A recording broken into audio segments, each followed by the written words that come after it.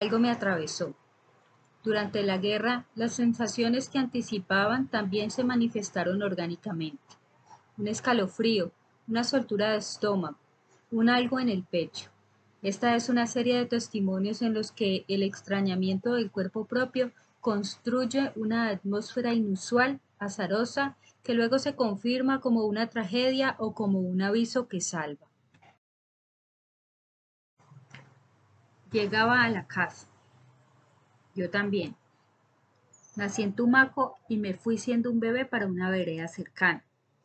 Viví hasta el año y luego nos fuimos para Cali. Allá nació mi hermana y después nos fuimos a Bogotá. De ahí nos regresamos a la vereda, porque mi mamá se peleaba con mi papá. Todos los fines de semana él se ponía a beber y andaba con una y otra mujer. Por eso mi mamá se aburrió. Mi mamá tiene esa virtud, ese don, y yo también lo tengo. Digamos que puedo ver cosas, cosas que los demás no ven, como por ejemplo los espíritus. La gente no cree mucho en eso, pero yo tengo el don que otras personas no tienen. Yo veo visiones. En mi familia somos muchos así. La principal es mi bisabuela. A mi mamá no le explicaron nada porque a ella siempre la tenían como aislada. Digamos que la protegían, pero nunca le dijeron por qué.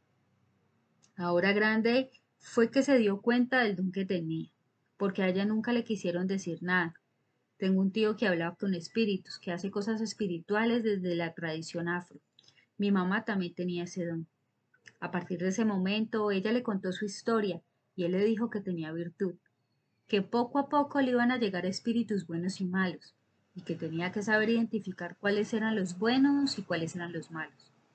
Por ejemplo, que los buenos le iban a llegar con una luz blanca y que le iban a hacer sentir el cuerpo balsudo. Los malos le iban a poner el cuerpo pesado y que iba a haber una sombra cuando se le aparecieran. Le explicó eso, y desde ese momento ella supo que tenía virtud. Es tan así que en algunas ocasiones le quisieron llegar espíritus malos y ella se quedaba como ida, mirando no sé para dónde. Se movía en adelante y para atrás, y en esos momentos a mí me daba miedo. Lo primero que hacía era esconder a mi hermanita y esconderme yo. Mi mamá dice que desde pequeña le llegaba un espíritu que la molestaba. Fue tan así que una vez se le metió a ella y le dijo que si no se quedaba con ella, se quedaba conmigo. Al escuchar eso a mi mamá le dio miedo. Cuando nací, los doctores le dijeron a mi mamá que había nacido con una mancha en la cara. A los 16 días de haber nacido, dizque yo decía mamá. Ella salía corriendo de la casa del miedo. Cuando se acordaba de que me había dejado sola, volvía por mí y salía a contar lo que estaba pasando. Le decían que estaba loca, que cómo era posible que una niña de 16 días de nacida pudiera hablar. Como le decían que estaba loca, ella no quiso contar más sobre eso. Después me salió una cosita blanca en la boca y una tía dijo que era un sapito. Pero eso no era un sapito, sino virtud.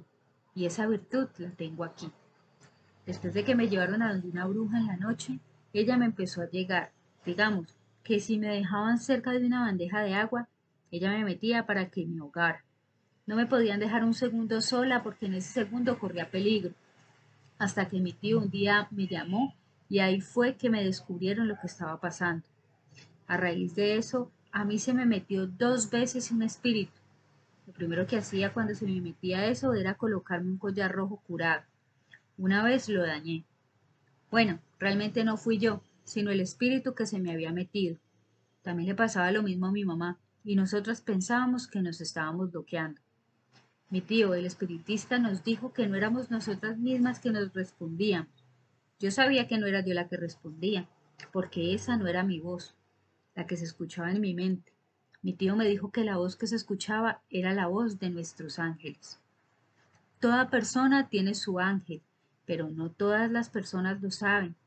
Mi tío hizo una cosa y me dijo que mi ángel se llamaba Ángel David. Cuando me dijo eso me tranquilicé y mi tío me bautizó en esos días. O sea que él es mi padrino. Mi tía, como era chismosa, le contó a todo el mundo allá en la vereda. Entonces me tacharon de bruja. La vereda. En ese año nos vinimos de allá. Vivíamos mi mamá, mi padrastro, mi hermanita y mi otra hermanita. La vereda era bonita y tranquila. Cuando los señores armados llegaron, poco a poco se iba colocando sola, triste. Las personas no salían y cuando salían lo hacían con miedo. En la mayoría de las ocasiones la gente solo salía a comprar y volvían a su casa. En ese tiempo sacaron una moda de que a las 3 de la tarde todo el mundo debería estar en su casa. El grupo que mandaba allá era un tal Zarco. A las muchachas nos daba miedo. En esa época es que andaban reclutando niños y niñas. Allá había una miniteca de un profesor. Decían que los niños solo podían divertirse de 2 a 5 de la tarde y de las 5 para allá era para las personas grandes. Es tan así que unas amigas me dijeron que una vez estaban en una fiesta cuando llegaron esos señores y les dijeron que se salieran o les daban plomo. Uno a veces está en su casa tranquilo y escuchaba los tiros. La mayoría de las veces los tiros los hacían por el parque o a veces venían corriendo desde una vereda cercana. Desde allá venían con la plomacera, porque se metían los otros grupos o porque entre ellos mismos se mataban. Un domingo yo estaba en el parque con mis amigas y mi hermanita, y después de un rato, como a la media hora, empezaron a llegar unos hombres armados y como eran las 6 de la tarde, cada una de mis amigas se fue para su casa y yo agarré a mi hermanita de la mano y nos fuimos para la casa. A raíz de eso, mi mamá dijo que nos viniéramos para Tumaco. Yo tenía un tío que era una buena persona, que no se metía con nadie. Él trabajaba la coca y un grupo armado quería que se las vendiera la mercancía a ellos, pero él se la iba a vender a otro, porque ellos le debían. Él estaba acostumbrado a vender las hojas cuando arrancaba los cultivos. Les vendía a ellos y a otros. Tengo otro familiar en el grupo, pero yo no lo conozco. A él todo el mundo lo conoce, y pues mi mamá se crió con él desde pequeño, hasta que se metió a su grupo. Sé que él es el jefe.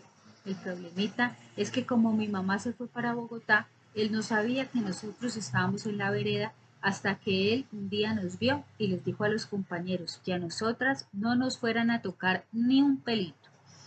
Recuerdo que eso lo dijo una tía que era muy apegada a él. Ella le fue a contar el chisme a mi mamá. Por eso con nosotras no hubo problema.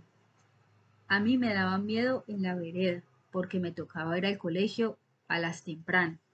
A esa hora aún estaba oscuro, y cuando miraba a esos señores armados me daba miedo pasar por ahí. Lo primero que pensaba era que me iban a hacer algo con esas armas, porque yo no sabía que él era familiar mío. A mí me daba miedo pensar que él era el que mandaba en esa zona. A veces, cuando se emborrachaban, empezaban a hacer tiros al aire. Una vez, uno de los integrantes del grupo se torció y fue a dar información a otro grupo. Lo iban a matar y como él andaba corriendo, le estaban haciendo tiros. Mi mamá y él. Ella sí me lo contó porque mi mamá tenía mucha confianza y pues todo lo que me vaya a pasar yo se lo cuento.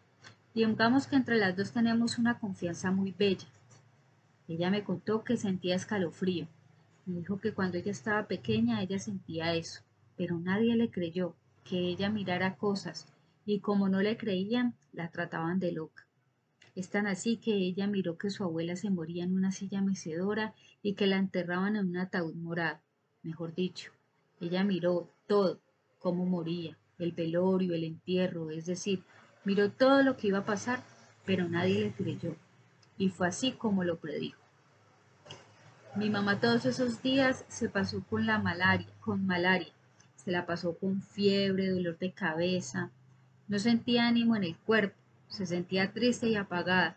Cuando estaban muchachos, ellos, mi mamá y mi familiar, pues prácticamente se criaron juntos.